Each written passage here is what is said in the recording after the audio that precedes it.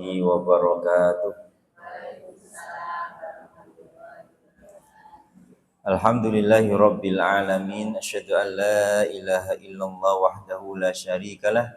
Asyhadu anna Muhammadan abduhu wa rasuluhu la nabiyya wa la rasula ba'dah. Allahumma salli ala Muhammad wa ala alihi wa ashabihi ajma'in. La haula wa la quwwata illa billahil aliyyil azim. Ya ayyuhalladzina amanu taqullaha wa qulu qawlan sadida yuslih lakum a'malakum wa yaghfir lakum dhunubakum wa may yuti'illaha wa rasulahu faqad faza fawzan 'azima. Wa qala Rasulullah sallallahu alaihi wasallam, man kana yu'minu billahi wal yaumil akhir falyaqul khairan aw liyasmut. Shadaqallahu wa shadaqa rasulul karim walhamdulillahi rabbil alamin. Allahumma inna nas'aluka ilman nafi'a wa rizqan thayyiba wa amalan mutaqabbala. Semoga yang hadir di majelis ilmu ini Allah berikan kenikmatan ilmu yang bermanfaat, Allah berikan rizki yang baik, rizki yang cukup, rizki yang halal, dan Allah ridhai amal solih yang selama ini telah kita lakukan. Ilmu hikmah, rizki halalan tayyibah, dan husnul khatimah. Amin ya rabbal alamin. Ibu bapak rahimani rahimakumullah syadakumullah. Biasanya tengguru niki nggih. Nggih. Tengguru adem mboten? Sami nggih niki nggih adem nggih.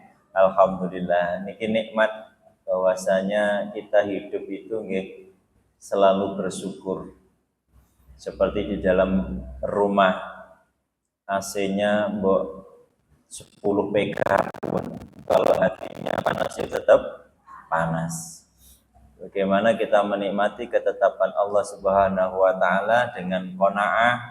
Qanaah itu menerima walaupun menurut sudut pandang kita kecil, kurang, tetapi bersyukur insyaallah Allah akan cukupi apa yang menjadi kebutuhan kita. Bersyukur menerima setiap ketetapan Allah. Semoga kita semua digolongkan menjadi bagian dari orang-orang yang bertakwa. Amin ya rabbal alamin. Tema kita pada siang hari ini berkaitan dengan lisanmu adalah hatimu. Pripun Ibu? Lisanmu adalah hatimu. Tetapi kalau kita acting bisa enggak mewakili hati?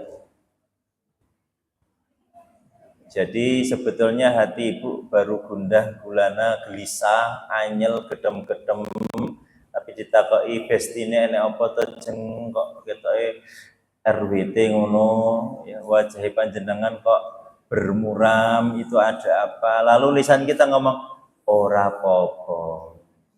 Alhamdulillah. Nikmat. Ini berarti kan berbeda dengan hati. Nah, tetapi yang dimaksud lisan mewakili hati biasanya hal-hal yang diremehkan urusan akhirat. Seringkali kita bermaksiat dengan lisan. Seringkali kita menggunakan lisan tidak sesuai dengan tempatnya. Bahkan kalau ini ibu-ibu ya Pak ya, kalau ibu-ibu itu sampai membutuhkan 20.000 kata per hari. Tapi beri penek meneng stres itu Bu. Nah, karena tidak ada tempat untuk mencurahkan 20.000 kata itu, maka biasanya segala hal yang sekiranya masih bernilai mubah, gas, makruh, gas, haram, sidik-sidik gas, tapi sidik-sidik haram ya tetap ya gas. Ini nih khamr, segelas khamr haram, maka setetes khamr tetap haram. Ada syirik besar, ada syirik kecil. Syirik besar dosanya besar, syirik kecil dosanya besar, tetap besar.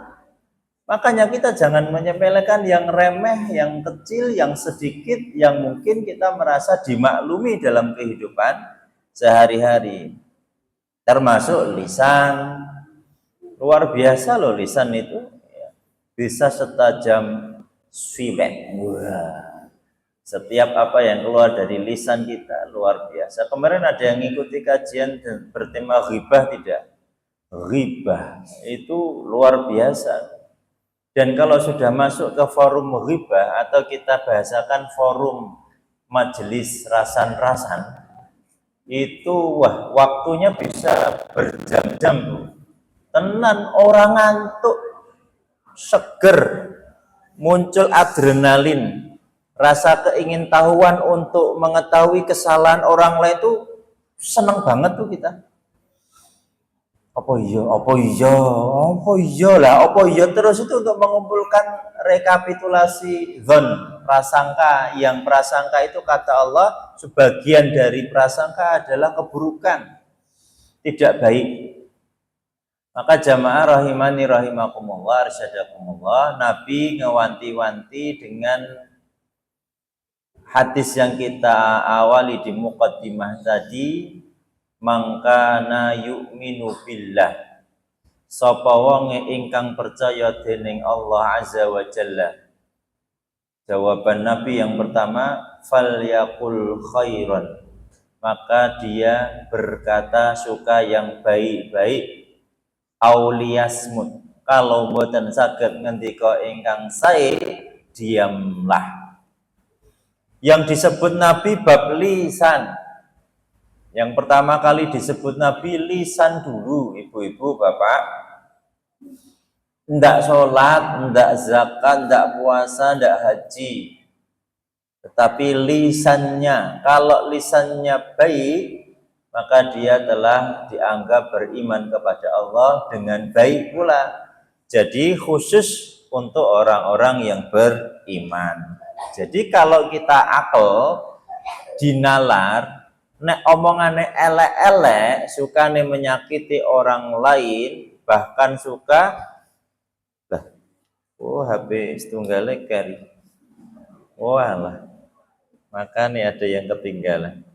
Jadi kalau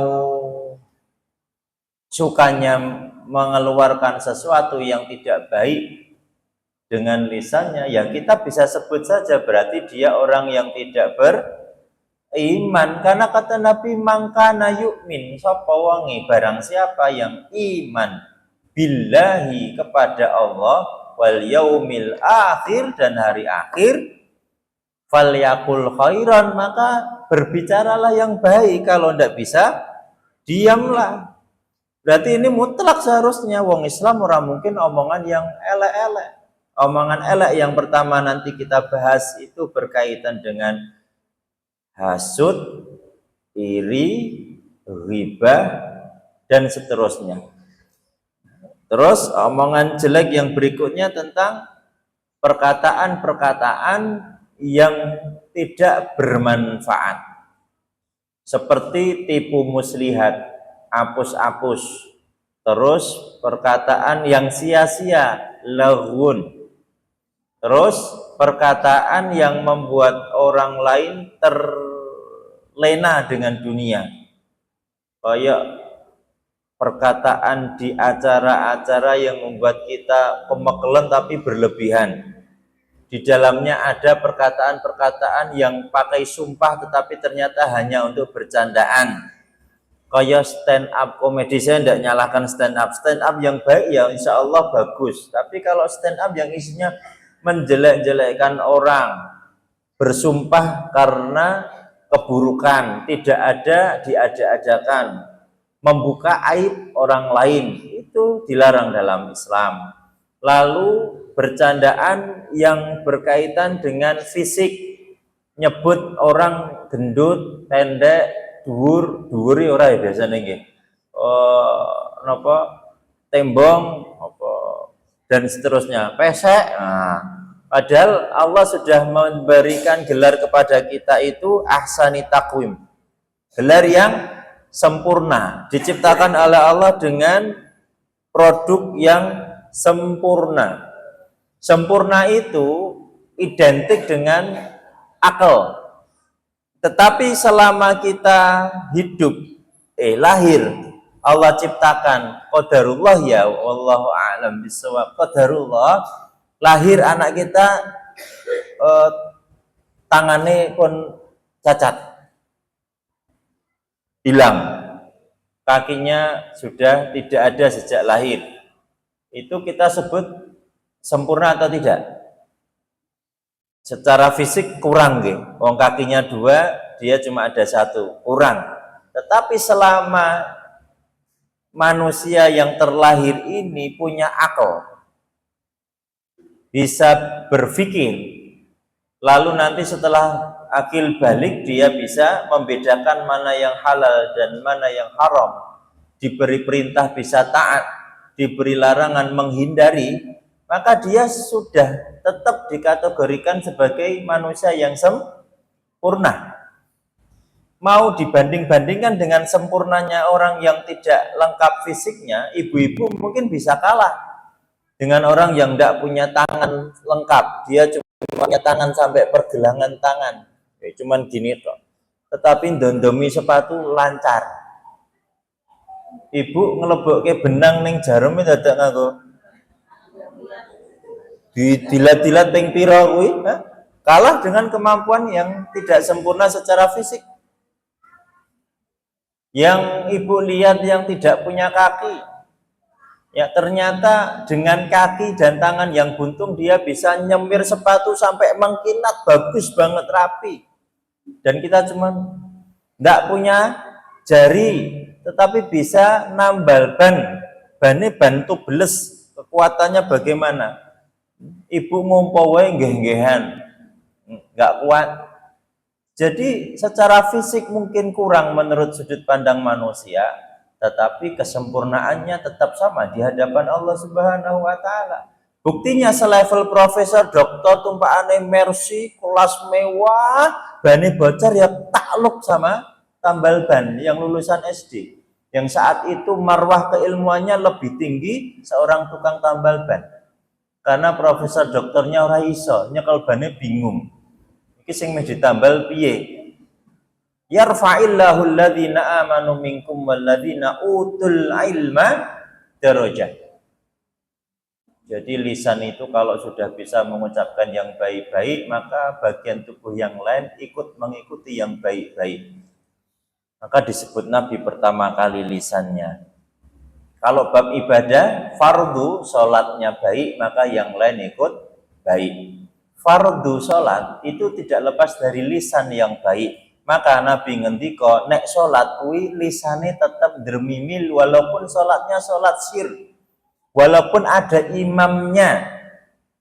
Ini nanti ada khilafiyah, kalau imam sholat jahar, subuh, maghrib, isya, sholat jum'ah, sholat id, jahar, gerhana, jahar, keras. Lalu bagaimana? Banyak pendapat. Yang pertama, ikut dermimil bersama imam, boleh. Nanti kalau imamnya bacaan setelah Al-Fatihah, dawa orang mudeng, rungokke. Sama kan berarti? Nek pas Al-Fatihah melu, lancar. Alhamdulillah. Amin. Tabaraka. Waduh, ora ngerti. Masa ibu mau qul huwallahu ahad? Enggak. Dengarkan apa yang dibaca oleh imam.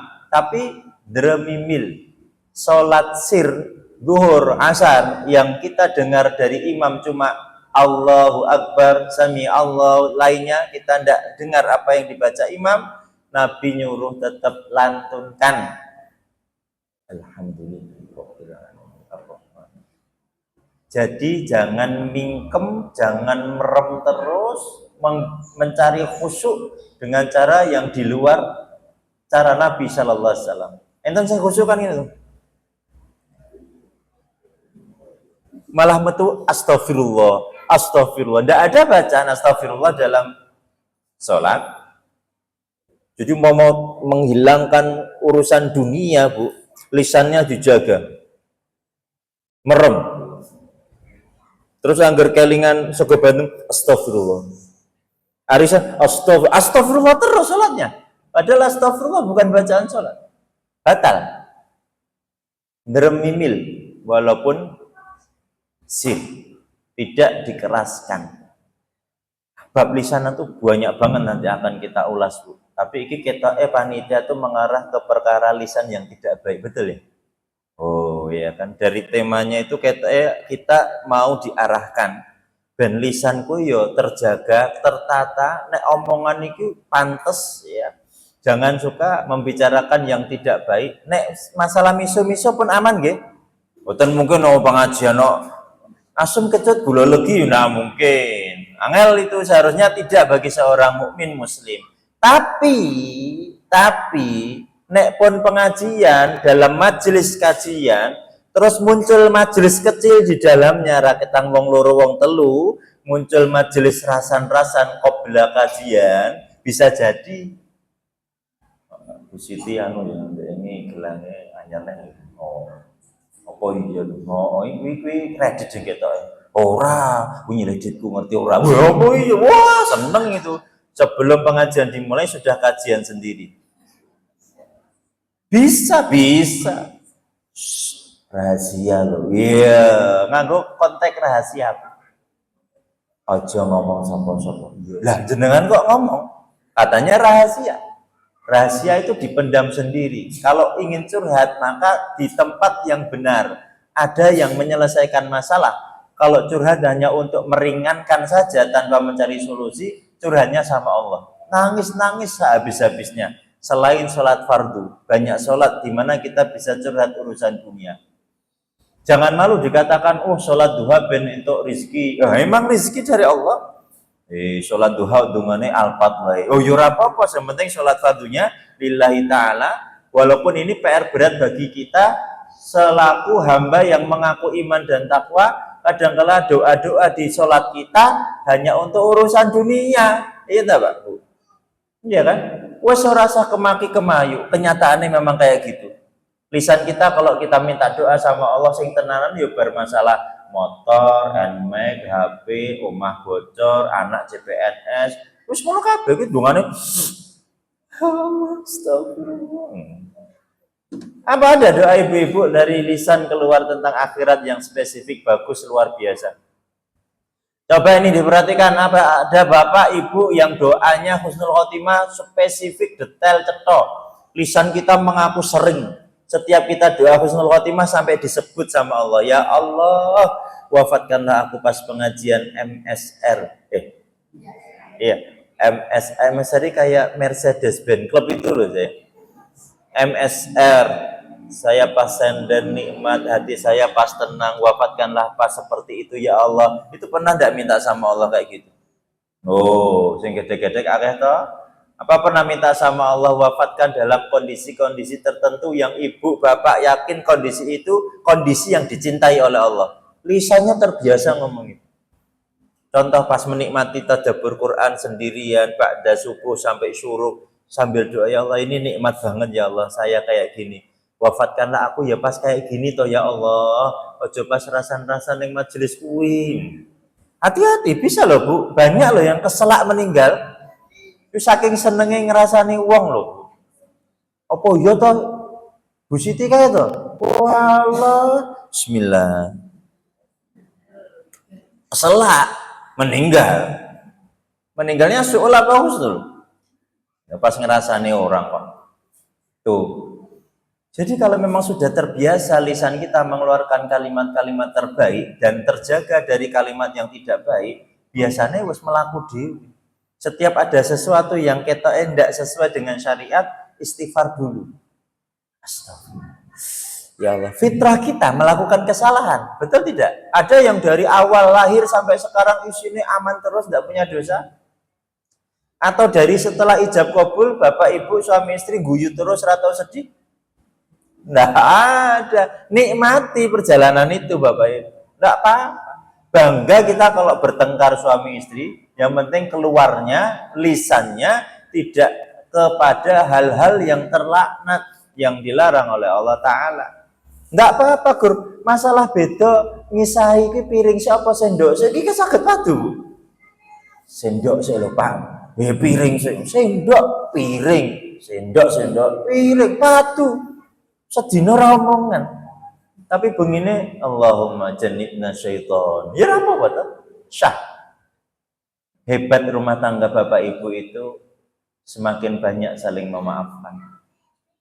Padune maafkan lagi. Padune maaf lagi. Ya sudah, itulah kenikmatan dua orang yang saling berdekatan.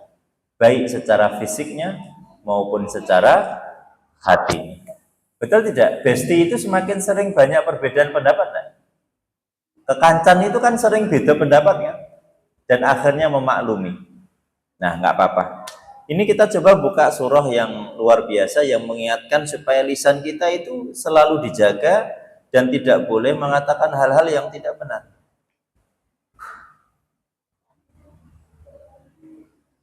Surah Ya ayyuhalladzina amanu la yaskhar qaumun min qaumin asa ayyakunu khairam minhum wala nisa'um min nisa'in asa ayyakunna khairam minhun. Surah Al-Hujurat surah nomor 12 ayat 11 12. Ya enaknya dimulai dari ayat 10. Innamal mu'minuna ikhwah. Sesungguhnya setiap orang mukmin itu bersaudara. Fa aslihu, maka damaikanlah baina akhwaikum, ketika ada dua saudara yang saling berselisih. Wattaqullah, dan bertakwalah kepada Allah. La'allakum turhamun, supaya kalian semua, dua orang yang berselisih dan satu yang memberikan solusi atau mendamaikan, turhamun, mendapatkan rahmat Allah Subhanahu wa taala. Enek wong loro sing lagi padudan aja malah dikompori ben-ben kapok, wis ben kuwi bentang rampung. Ndak. Kalau ketiga pihak ini saling mengingatkan, maka Allah akan memberikan kemurahan rahmat kepada mereka. Jadi kalau Bapak Ibu menemukan orang yang berbeda pendapat, jadil, bagi yang di luar itu menenteramkan keduanya. Jangan sampai seneng kalau ada orang muslim yang saling berdebat. Ben kapok, jangan. Jadikanlah penengah di antara mereka yang sedang berselisih atau berdebat yang yang mudarat. Lalu ayat yang 11 tadi yang sudah kami lantunkan, ya ayyuhalladzina amanu la yaskhar qaumun min qaumin asa ayyakunu khairam minhum wala nisa'um min nisa'in asa ayyakunna khairam minhun wala talmizu anfusakum wala tanabazu bil alqab bi'sal ismul fusuq ba'dal iman wa man lam yatub fa ulaika humudz zalimun.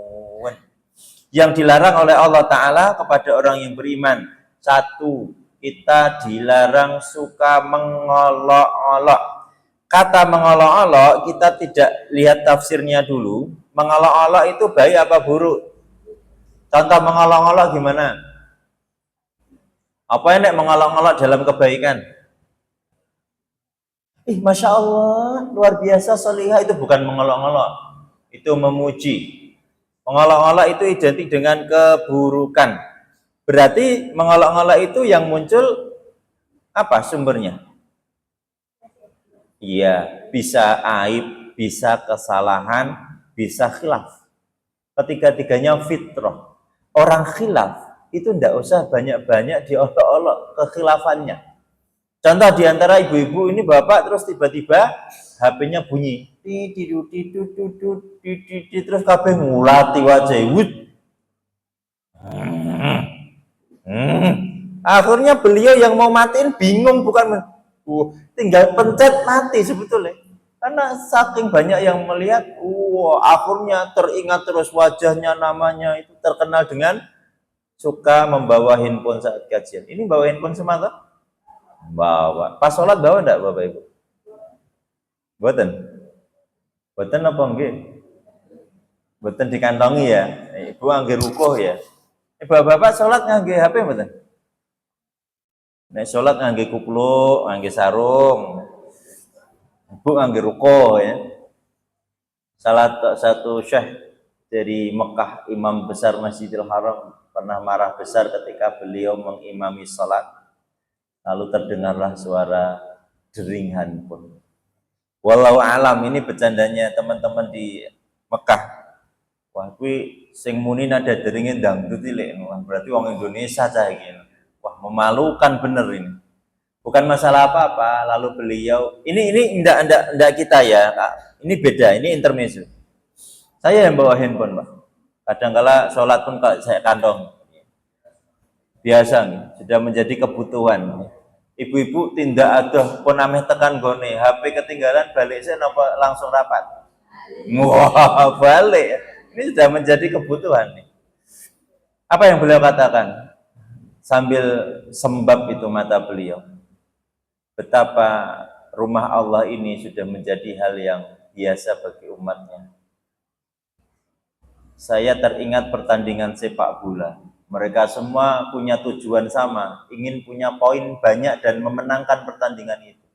Dan belum pernah ditemukan dalam sejarah orang yang bersungguh-sungguh untuk mendapatkan kemenangannya. Itu membawa handphone di lapangan sepak bola dan setiap mau gol dia akan memfoto dirinya.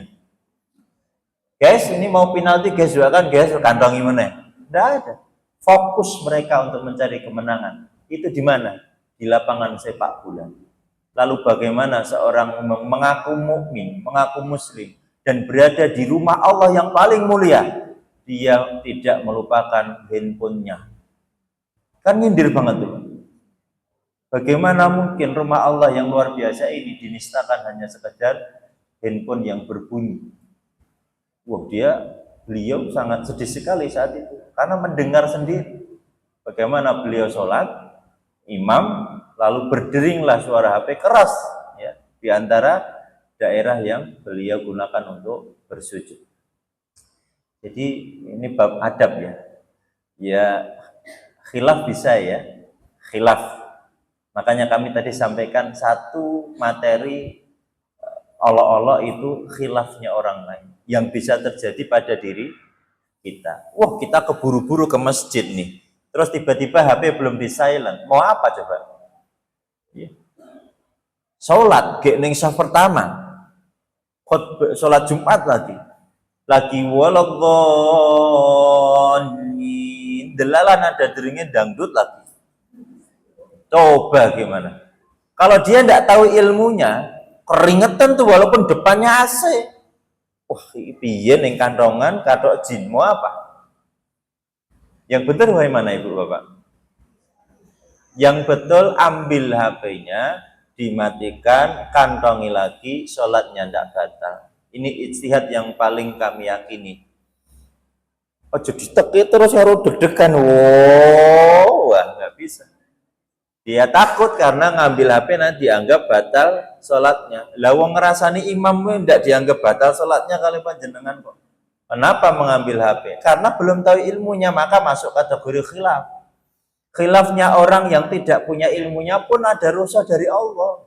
Tidak dapat dosa. Matiin, masukkan. Yang membatalkan itu ngosek lagi sholat, balasi, masukkan. Batal sholatnya. Karena bukan uzur. Jadi jangan terus disalahkan. Ini kami mewakili khilaf yang umum. Umum, jangan hanya sekedar sholat saja. Mungkin di luar juga khilaf. Di tempat kerja khilaf, maka khilafnya teman kita, saudara kita nih, al-mu'min, akhul mu'min ini, jangan diolok-olok. Ini sering terjadi. Dan mungkin malah jadi bercandaan sepanjang masa dia di kantor itu. Contoh, jenenge Joko Prayitno. Jadi petugas front office. Terus karena sering awal-awal terkenal dengan telatnya, maka disebut lazy man. Ternyata periode berikutnya dia sudah kelas luar biasa, on time disiplin. Ternyata olok-olokannya sudah menjadi kebiasaan. Sampai memanggilnya lazy man. Baik tidak ini Ibu Bapak? Tidak baik. Tetapi kadang-kala ada orang yang memaklumi hal ini. Inilah salahnya pergaulan dan adab kita sebagai seorang muslim. Lisan itu sampai orang yang punya julukan tidak baik itu diceluk jeneng aslinya tidak mengo Ibu Bapak. Jeneng aslinya Siti Maimunah. Siti ramengo, Maimunah ramengo, berat mengo. Saking terbiasanya itu. Jadi masalah. Itu awalnya lisan. Terus yang kedua aib. Aib kita gunakan untuk mengolok-olok. Walaupun aib itu sumbernya fakta, valid. Allahu jamalus sitr. Ingat ibu bapak, Allah itu maha penutup aib hambanya. Ditutup aib bapak ibu sekalian. Kalau tidak ditutup, tidak mungkin bapak ibu percaya diri berangkat pengajian ke sini. Aibnya terpampang di LCD di atas kepalanya masing-masing. Masa kita berani kemana-mana, malu. Sekarang posisi ibu bapak ini sedang ditutup aibnya oleh Allah. Di sisi lain ada aib yang dibuka oleh Allah. Wallahu alam, bisa jadi tiga. Satu, memang Allah ingin memberikan peringatan. Yang kedua, mungkin karena dulu dia telah membuka aib saudaranya. Tiga, mungkin Allah sedang menggugurkan dosa-dosanya. Jadi sekarang kalau ibu bapak punya informasi valid tentang seseorang, kalau itu bukan kebaikan, maka jangan disebar luaskan. Tutup rapat-rapat. Ibu nonton Ustadz Ik saka adem, keteke di Iqbal kae yo. Apa iya? Ya kok goncengan karo dudu bojone? Bojone dudu kuwi lho, Pak. Bapak es ngomong, wes asa wes ayo ndang mangkat. Mosek, ayo rono sik. Wah, malah nyepake kamera, HP cedhaki di zoom. Suit. Oh, tenan to, Pak, dudu bojone, Pak. Akhirnya sebarkan yang grup MSN.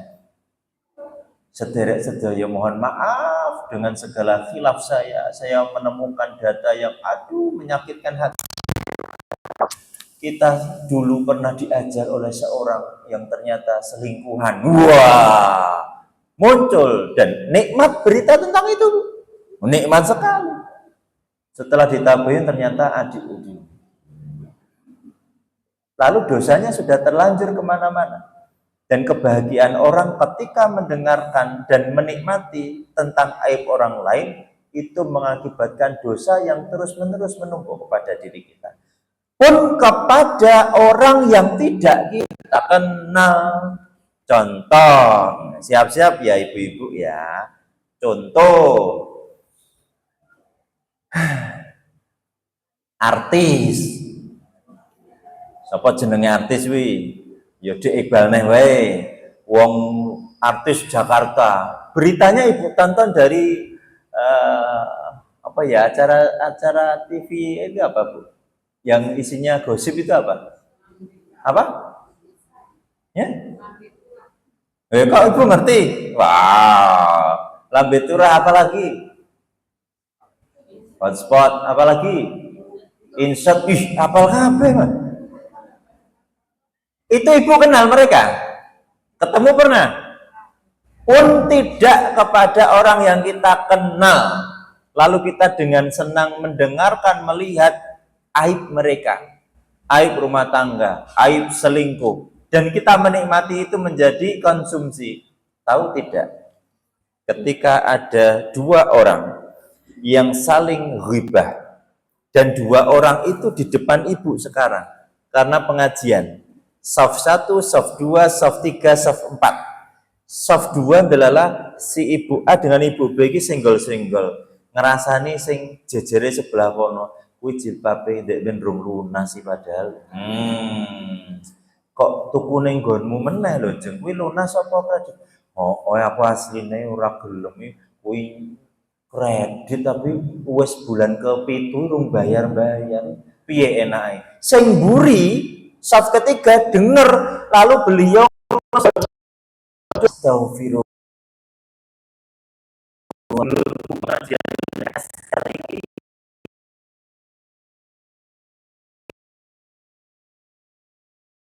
Sing kae itu. Astagfirullah. Sing nguping dosane padha. Jadi nonton, mendengarkan berita yang kita tidak kenal dengan yang diberitakan pun dosanya sama. Kami ambil kesimpulan seperti itu. Dan apa kata Allah Ta'ala? Seperti orang yang memakan daging bangkai saudaranya sendiri. Ayatnya ada di 12 surah Al-Hujurat. Ya ayyuhalladzina amanu tanibu katsiran minadh-dhanni inna ba'dadh-dhanni ismun. Wala tajassasu wala yaghtab ba'dukum ba'dha ayuhibbu ahadukum ayyakula lahma akhi. Ini banget ini. Jadi apa kata Allah Azza wa Jalla? Ketika seorang yang mengaku beriman masih melakukan amalan-amalan menikmati prasangka, padahal kata Allah Ta'ala sebagian dari prasangka adalah dosa, kejelekan, ismun. Wala tajassasu, maka janganlah kalian itu suka mencari-cari kesalahan orang lain. Kata orang lain itu beda redaksi dengan ayat sebelumnya yang mengatakan ikhwan, sedulur kita, saudara kita. Bahkan ketika Allah mengatakan wala tajassasu wala yaghtab ba'dukum ba'da, orang lain itu kategorinya berarti termasuk orang yang tidak kita kenal. Nggak usah ikut-ikutan kesalahan orang lain, dan janganlah kalian suka menggunjing. Menggunjing itu membicarakan mereka dengan keburukan mereka yang dibicarakan tidak ada di antara mereka. Jadi wongnya orang enek. Ibu pernah membicarakan keburukan orang lain, wongnya ning ngarepe dhewe? Ya, kalau wongnya ning ngarepe dhewe biasanya memuji kebaikannya yang kita beritakan. Apakah ada di antara kamu yang suka memakan daging bangkai saudaranya sendiri yang sudah mati? Fakarihtumu, maka sesungguhnya kamu akan merasa jijik dengan sendirinya. Berarti menjijikkan orang yang suka membicarakan keburukan orang lain. Wattaqullah innallaha tawwabur rahim. Lalu diberi Allah nasihat, takwalah kepada Allah. Maksudnya berarti tinggalkanlah semua prasangka-prasangka itu dengan istighfar. Tinggalkanlah semua cara untuk mengetahui kejelekan orang lain dengan takwa, dan ditutup dengan Allah tawwabur rahim. Artinya nek terlanjur kita punya kebiasaan itu, bersegeralah untuk bertaubat kepada Allah Azza wa Jalla. Ayo banyak-banyak ini istighfar, dan ojo meneng ngono. Bubarkan majelis arisan sing ngerasan ini akeh tapi arisannya guru 10 menit. Ya, atau rapat-rapat yang membuat kita itu banyak omong kosongnya. Atau bapak-bapak gur tuku sego bandeng dan kerupuk siji tapi ngobrolnya bal-balan politik presiden, anaknya presiden berjam-jam di wedangan. Sama. Kita tidak kenal siapa dia, tetapi suka menunjukkan keburukannya dalam perbincangan kita, yang perbincangan ini termasuk bagian dari yang dilaknat oleh Allah Subhanahu wa Ta'ala. Bismillah. Monggo diunjuk Bapak Ibu.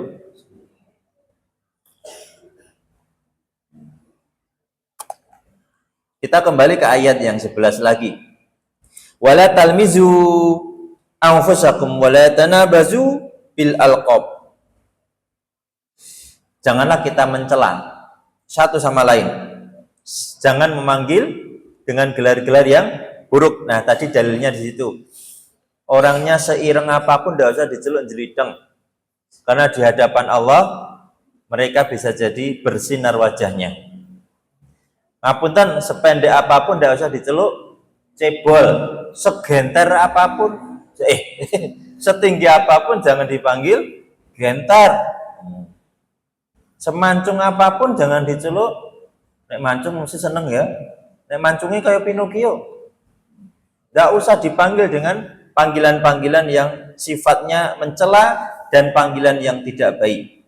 Seburuk-buruknya panggilan adalah orang yang fasik setelah beriman kepada Allah Azza wa Jalla. Barang siapa yang tidak bertobat, maka sesungguhnya dia adalah orang yang zalim. Dan levelnya sepanjang masa, kalau ada orang yang setelah kita zalimi, kita tidak pernah minta maaf kepada dia. Kita meninggal duluan atau yang kita olok-olok meninggal dulu. Ustadz, kalau yang kita olok-olok ternyata Menteri Pertambangan pripun? Ayo, jawaban saya ikuti dalil. Sana beli pesawat ke Jakarta, temui, salaman, lalu minta maaf kepadanya. Walaupun yang disebut saya benar, iya. Karena tadi kita sudah sepakat, riba itu biasanya sumbernya adalah aib yang fakta.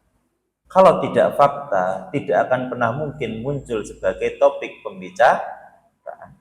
Betul tidak ibu-ibu? Iya kan?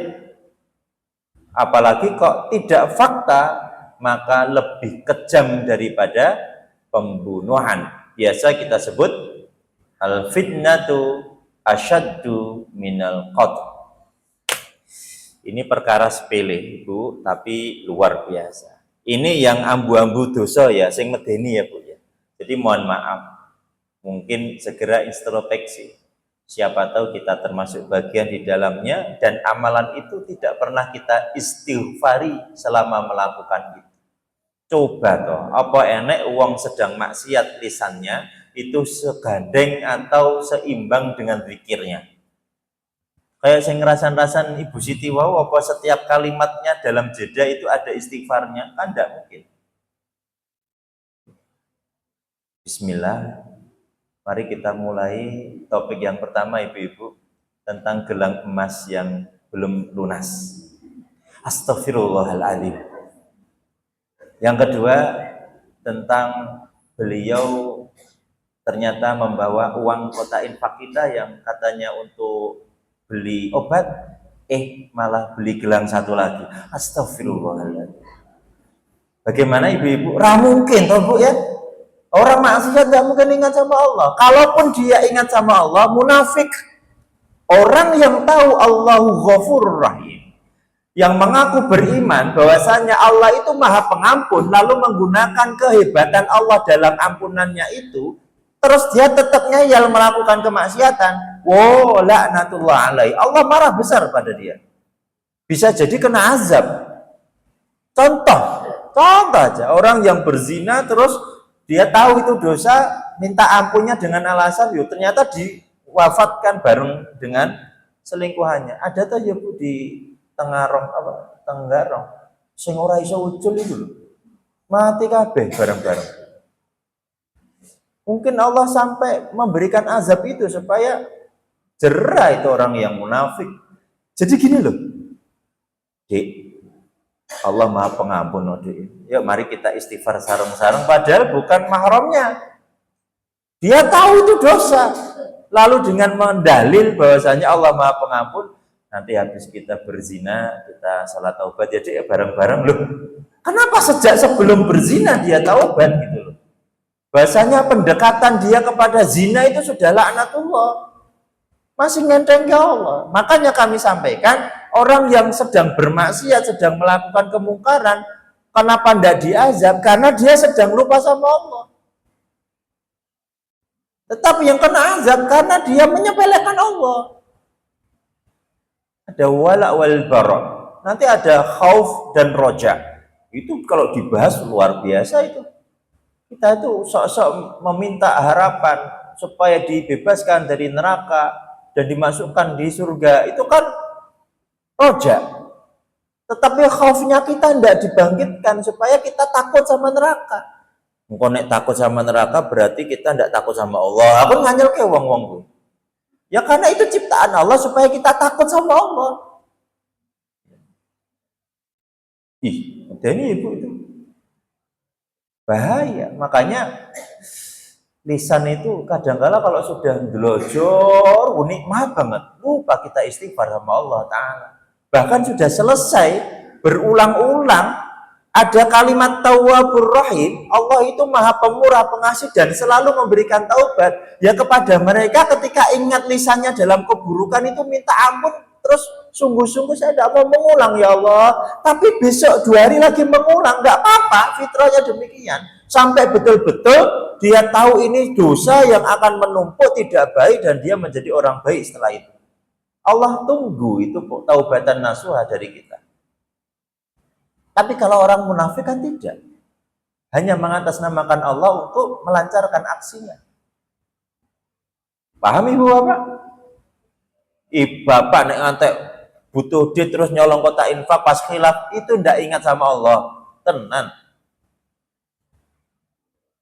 Apa bapak ada yang maling terus nyolong kotak infak, gelar sajadah sih, jajar ke kotak infak. Bismillah, lancarkan hajat kami ya Allah. Allahu Akbar. Salat sunnah 2 rakaat sih, minta tolong kepada Allah supaya nyuri kotak infaknya lancar. Kan tidak. Atau ada yang pernah merasakan melakukan kemaksiatan kepada Allah, saat melakukan kemaksiatan masih berzikir, zikrullah lisannya? Tidak. Iya kan? Gonceng ke selingkuhannya apa nganggo la ilaha illallah wastaghfirullah? Enggak. Karena dia sedang lupa kepada Allah Subhanahu wa taala. Falyakul khairan aw liyasmut. Apapun yang kita lakukan, sedikit maupun banyak, walaupun itu sengaja tidak sengaja, Allah tetap kasih imbalannya. Mithqala dzarrah, sekecil apapun nanti akan dimintai pertanggungjawabannya, dan biasanya yang kecil-kecil itu lisan. Ada di antara bapak ibu yang datang ke sini tidak niat karena Allah? Ada.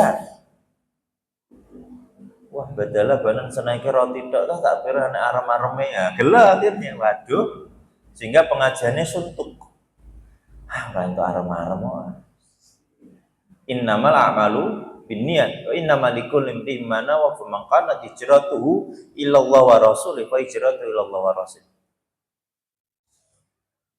Pasti ada niat kan? Apa ada di antara ibu bapak yang duduk di sini sendenan kuwi ora mudeng ameh ngopo? Jadi udah duduk, lenek, wes nyekel air mineral, minum terus, kula teng mriki ajeng napa nggih Bu nggih. Nah, itu jenenge wong edan. Wong edan itu bebas.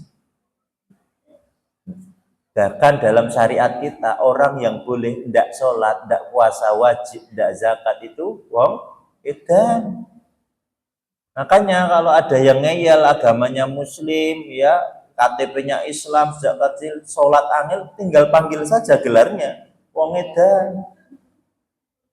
Ya daripada kita mengkufur-kufurkan, kafir-kafirkan orang yang mendengar kita disebut radikal, wahabi, orang-orang wah sok suci. Loh, Nabi aja bilang begitu kok.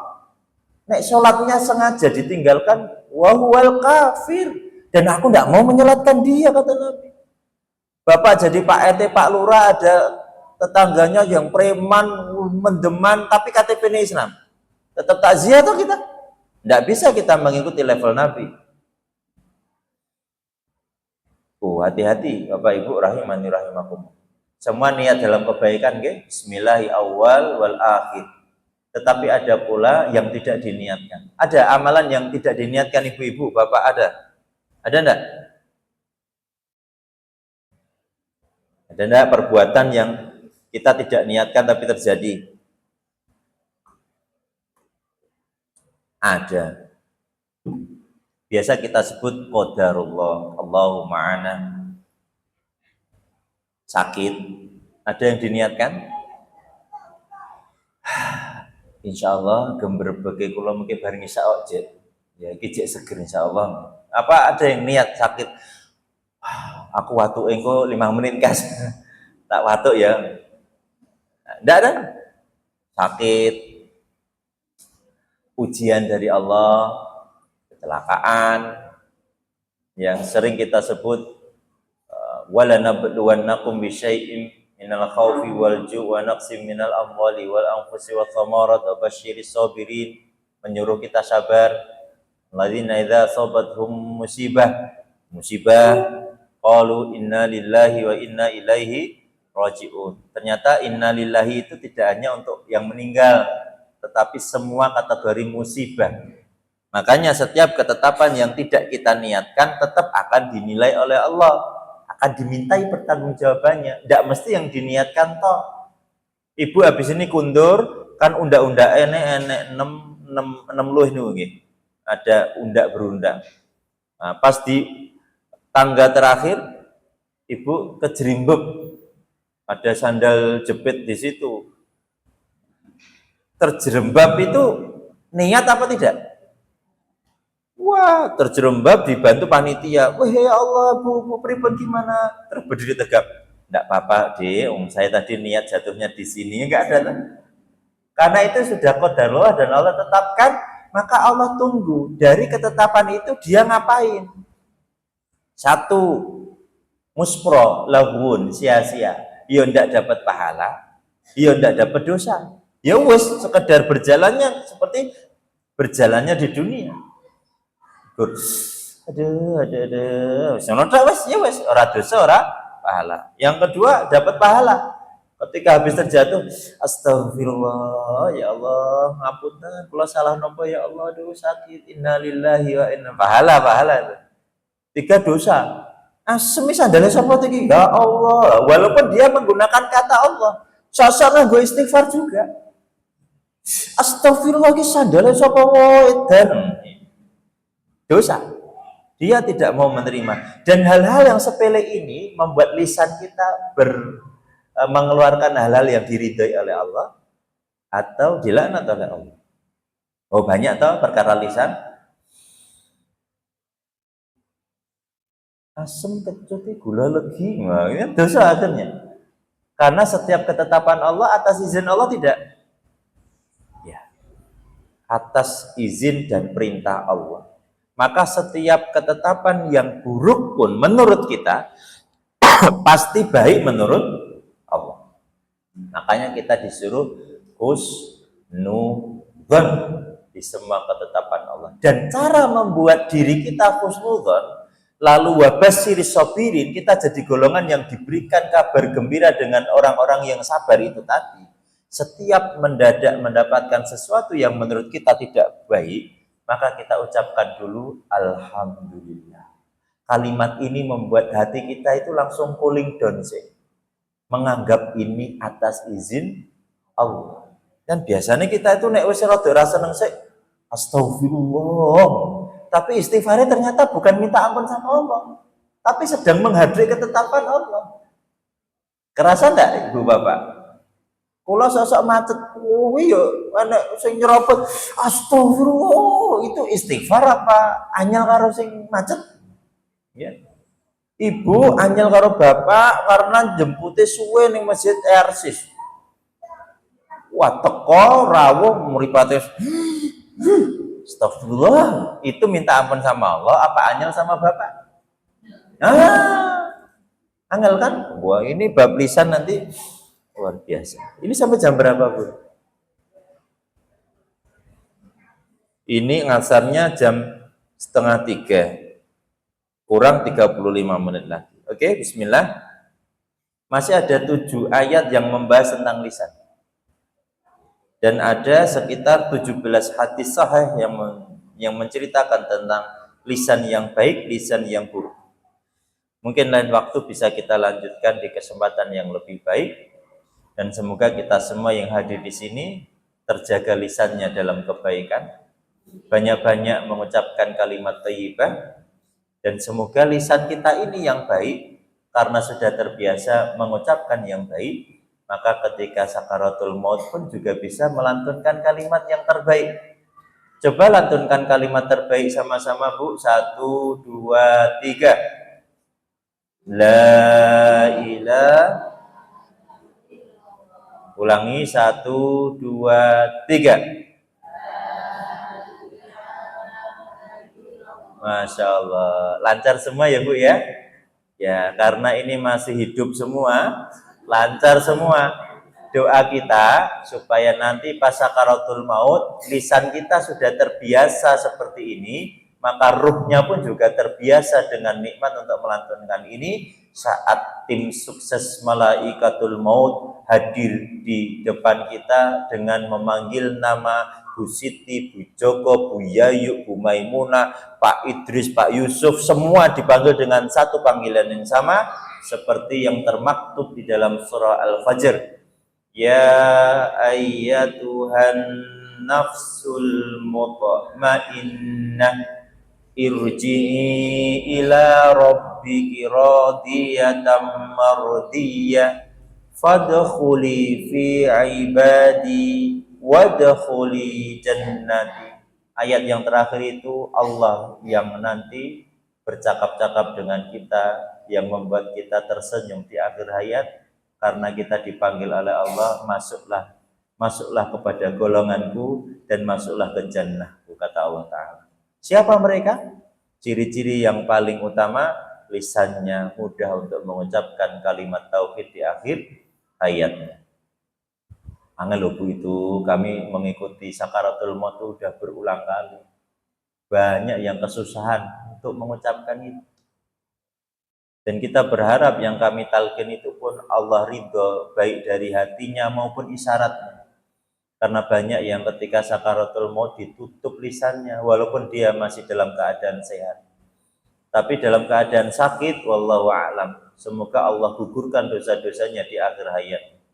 Nah, yang masih sehat-sehat kayak gini nih, biasakan untuk berdoa kepada Allah supaya lisan kita yang baik ini terjaga terus sampai nanti di akhir hayat juga melantunkan kebaikan. Minimal la ilaha illallah. Insya Allah mengatakan Ibu Bapak, mungkin ini memberikan insight kita untuk punya effort lagi menjadi orang yang takwa, banyak-banyak istighfar setiap kita melantunkan hal-hal yang tidak baik. Ya, semoga kita semua digolongkan menjadi bagian dari orang-orang yang bertakwa. Amin ya Rabbal alamin. Yang cocok dengan materi saya, yang tadi mencatat dan mencatat, ya tolong di-share lah supaya ilmunya ini menjadi amal jariah kita semua. Tidak usah pakai caption Iqbal Tantowi, ya enggak apa-apa. Tidak usah izin ya Ustadz ini saya sebarkan. Kalau itu baik, sak gase, monggo. Ya, kalau saya nanti punya materi, biasanya kami share ke panitia, mau di capture, mau diedit, mau dijadikan kalimat-kalimat nasihat, tidak usah izin, halal, share sebanyak-banyaknya supaya ilmu ini bisa menginspirasi semua orang dalam kebaikan dan tidak berhenti di ibu bapak saja. Nonton nggih? Barakallahu fikum, wallahu a'lam bissawab. Wassalamualaikum warahmatullahi wabarakatuh.